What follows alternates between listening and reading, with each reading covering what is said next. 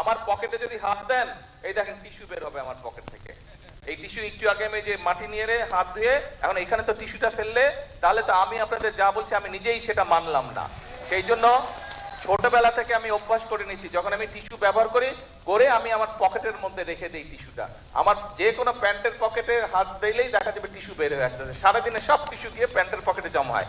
রাতে যখন বাসায় যাই, আমি রাত্রে বাসায় গিয়ে ডাস্টবিনের মধ্যে বা যেখানে ময়লা ফেলার জায়গা সেখানে আমি টিস্যুগুলো নিয়ে ফেলে দিই, সারাদিনের ব্যবহৃত টিস্যু।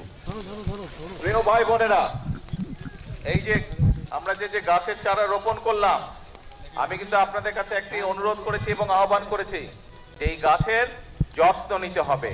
এই গাছের যদি আমরা যত্ন নেই, গাছটি যখন বড় হবে তখন এটা কি অন্য দেশে বাতাস দিবে? অন্য দেশের মানুষকে বাতাস দিবে? কাকে বাতাস দিবে? এই এলাকার মানুষকে। এই গাছের সুফল, যেটা যেটা সুফল আছে সেটা কে ভোগ করবে? এইটা ভোগ করবে মানুষ, এই এলাকার মানুষ ভোগ করবে।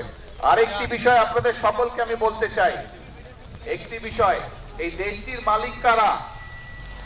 আমরাটা কারা? এই দেশের জনগণ। এখন যেহেতু আপনারা এই দেশের জনগণ, এই দেশের মালিক, আপনি যেই ঘরের মালিক, যেই ঘরে আপনি থাকেন, সেই ঘরের যত্ন কে করে? সেই ঘরটি যদি ময়লা হয়ে যায়, কোন একটি খুঁটি দুর্বল হয়ে যায়, তো সেটির যত্ন কে করে? ঠিকঠাক কে করে? ঘরের মালিক করে না? ঘরের মালিক করে। তো দেশটা যেহেতু আমাদের সকলের, এই দেশটার তো আমাদেরকে যত্ন করতে হবে। এই যে দেখেন খালটা, এই আমার সামনে ওইখানে একটা প্লাস্টিকের বোতল পড়ে আছে, তারপরে এখানে একটা প্লাস্টিকের বোতল পড়ে আছে। এই যে পত্রপত্রিকা খুললে আমরা দেখি বিভিন্ন জায়গায়, এই যে বর্ষার সময় এখন আমরা কি দেখি, বিভিন্ন জায়গায় পানি জমা হয়ে যাচ্ছে, হচ্ছে না? সেটি শহরেই হোক, গ্রামেই হোক, বিভিন্ন খাল বিল এগুলা বন্ধ হয়ে গেছে, পানি যেতে পারছে না ঠিকভাবে। এইটা দেখি না আমরা? এই সমস্যা হয় না? তো এখন এই যে সব জায়গায় যদি আমরা ময়লা ফেলি, আবর্জনা ফেলি, তাহলে এই খাল বিল সব ময়লা হয়ে যাবে, খাল বিল সব বন্ধ হয়ে যাবে।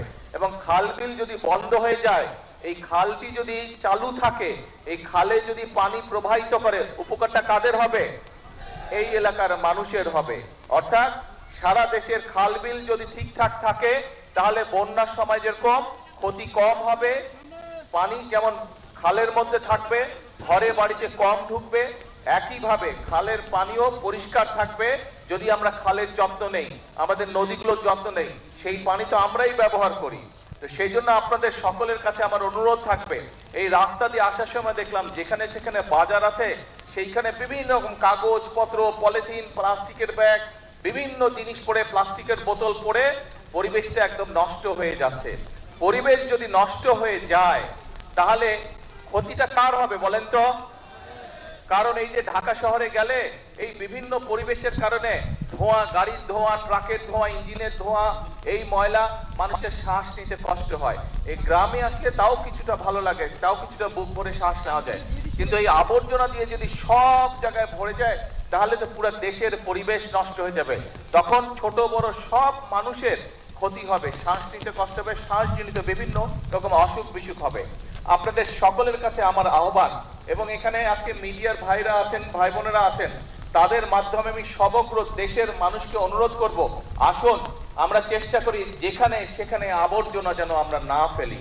আমাদের কোন একটা ব্যবহার্য জিনিস, ব্যবহারের প্রয়োজনীয়তা ফুরিয়ে গেল, পানি খেলাম, পানির বোতলটা খালি হয়ে গেল, আমরা যেখানে সেখানে ফেলে দেই। কোনো একটা প্যাকেটে করে আমরা কিছু নিয়ে যাচ্ছি, জিনিসটা যখন বের করলাম প্যাকেটটার প্রয়োজনীয়তা ফুরিয়ে গেল, আমরা প্যাকেটটা যেখানে সেখানে ফেলে দিচ্ছি। এতে করে আমাদের পরিবেশটা নষ্ট হয়ে যাচ্ছে। পরিবেশটা নষ্ট হয়ে গেলে আলটিমেটলি ক্ষতিগ্রস্ত হচ্ছে আমরা, ক্ষতিগ্রস্ত হচ্ছে, পরবর্তীতে আমাদের সন্তানেরা ক্ষতিগ্রস্ত হবে। আসুন আমরা যদি নিজের ঘর নিজে পরিষ্কার না রাখি, নিজের দেশকে নিজে যদি ঠিক না করি, বাইরে থেকে তো কেউ এসে আমাদেরকে করে দিবে না। আমরা যখন ছবিতে দেখি, টেলিভিশনে বা অন্য জায়গায় যখন অন্য অন্য দেশের ছবি দেখি, আমরা মাঝে মাঝে বলি না, আহা ওদের রাস্তাঘাট কি পরিষ্কার, কি সুন্দর, বলি আমরা মাঝে মাঝে, মনের মধ্যে আসে না এই কথাটা? আসে এই কথাটা। কিন্তু ভাই ওদের দেশের রাস্তাঘাট তো ওরাই পরিষ্কার করে রাখে, এই অন্য জায়গা থেকে তো মানুষ গিয়ে করে না, তার দেশ সেই সুন্দর করে রাখে। আসুন না আমাদের দেশটাকে যদি সুন্দর করতে হয়, তাহলে আমাদের সবাইকে চেষ্টা করতে হবে। আপনাদের বাড়িতে, একটা বাড়িতে যদি ৫-৭ জন মানুষ থাকে, আপনার পরিবারে তো ৫-৭ জন মানুষ থাকে, থাকে না? এখন একজন মানুষ যদি সারাদিন বাড়ি পরিষ্কার করে আর বাকি 5-7 জন মিলে যদি সারাদিন ময়লা করে, ওই বাড়ি পরিষ্কার রাখা সম্ভব? ঘর পরিষ্কার গুছিয়ে রাখা সম্ভব? তো দেশটাও তো ঘরের মতনই। কয়েকজন যদি শুধু পরিষ্কার করে, এই যারা সরকারি যাদের দায়িত্ব পরিষ্কার, তারাই শুধু পরিষ্কার করে, সবাই মিলে যদি শুধু ময়লা করতে থাকে, তাহলে তো পরিষ্কার রাখা সম্ভব হবে না। আমাদের সকলকে মিলে পরিষ্কার করতে হবে। যেখানে ময়লা ফেলার জায়গা, সেই ময়লাটা সেখানেই ফেলতে হবে। আমরা যদি চারিদিকে ছড়িয়ে ছিটিয়ে ময়লা ফেলি, একদিকে যেরকম দেখতে খারাপ লাগবে। আপনারা তো বাসে করে বিভিন্ন জায়গায় যান না? বরিশাল সদরে যান, ঢাকায় যাচ্ছেন, বিভিন্ন জায়গায় যাচ্ছেন। বাসে করে যখন যাবেন দেখবেন যেখানে বাজার ঘাট দোকানপাট আছে সেখানে ময়লা দিয়ে ভরা, সেখানে বিভিন্ন রকম আবর্জনা দিয়ে ভরা। ময়লা দেখতে কারো ভালো লাগে? তো ময়লা হলে কি হয়? পরিবেশটা ময়লা হয়ে যায়, দেখতেও ভালো লাগে না, দেখতেও ভালো লাগে না। তাহলে আসুন, আমাদের দেশের যত্ন আমাদেরকে নিতে হবে, আমাদের দেশকে গড়ে তুলতে হবে আমাদেরকে। আমরা সবাই মিলে চেষ্টা করি, আমরা সবাই মিলে যদি সচেতন হই, তাহলে আমরা আমাদের পরিবেশটা সুন্দর করতে পারবো। আমরা যদি আমাদের পরিবেশটা সুন্দর করতে পারি, আমাদের ভবিষ্যৎ বংশধররা একটা সুন্দর জায়গায় থাকতে পারবে। আমরা এইভাবে, এই যে খালের মধ্যে প্রয়োজন শেষ হয়ে গেছে, প্লাস্টিকের বোতল ফেলে দিয়ে গেছে, ওখানে আরেকটা প্লাস্টিকের পানির বোতল ফেলে দিয়ে গেছে, বিভিন্ন জায়গায় দেখবেন যে পলিথিন ফেলে দিয়ে গেছে, কাগজ ফেলে দিয়ে গেছে, ওই যে ওখানে খুব সম্ভব একটা সিগারেটের প্যাকেট পড়ে আছে। আসুন আজকে থেকে আমরা চেষ্টা করি, আমরা যত্র তত্র ময়লা ফেলবো না। আমরা যত্র তত্র যেখানে সেখানে এই ধরনের জিনিসপত্র, প্লাস্টিকের বোতল, পলিথিনের ব্যাগ, আমরা এই সিগারেটের প্যাকেট, এগুলা যত্র তত্র ফেলবো না। যদি শেষ হয়ে যায়, যদি ফেলে দেওয়ার প্রয়োজন হয়, আমরা ধরে রাখবো। যখন একটি নির্দিষ্ট ময়লা ফেলার জায়গা পাবো, আমরা সেইখানেই সেটি ফেলে দিব। আমরা কি এই প্রতিজ্ঞাটা করতে পারি? এই চেষ্টাটা করতে পারি কি ভাই? এই চেষ্টাটা আমরা করতে পারি? খুব কাজা। আমার পকেটে যদি হাত দেন, এই দেখেন টিস্যু বের হবে আমার পকেট থেকে। এই টিস্যু একটু আগে আমি যে মাটি নিয়ে হাত ধুয়ে, এখন এখানে তো টিস্যুটা ফেললে, তাহলে তো আমি আপনাদের যা বলছি আমি নিজেই সেটা মানলাম না।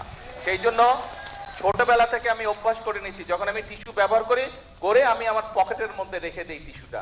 আমার যে কোনো প্যান্টের পকেটে হাত দিলেই দেখা যাবে টিস্যু বের হয়ে আসতেছে। সারাদিনে সব টিস্যু গিয়ে প্যান্টের পকেটে জমা হয়। রাতে যখন বাসায় যাই, আমি রাত্রে বাসায় গিয়ে ডাস্টবিনের মধ্যে বা যেখানে ময়লা ফেলার জায়গা, সেখানে আমি টিস্যুগুলো নিয়ে ফেলে দিই, সারাদিনের ব্যবহৃত টিস্যু। কাজেই আমি এই কাজটি চেষ্টা করেছি, আমি আস্তে আস্তে আমার মধ্যে এই অভ্যাসটা গড়ে তুলতে সক্ষম হয়েছি। আমরা যদি সকলে মিলে চেষ্টা করি, আজকে থেকে এই অভ্যাসটা আমরা সকলে মিলে তৈরি করতে পারবো।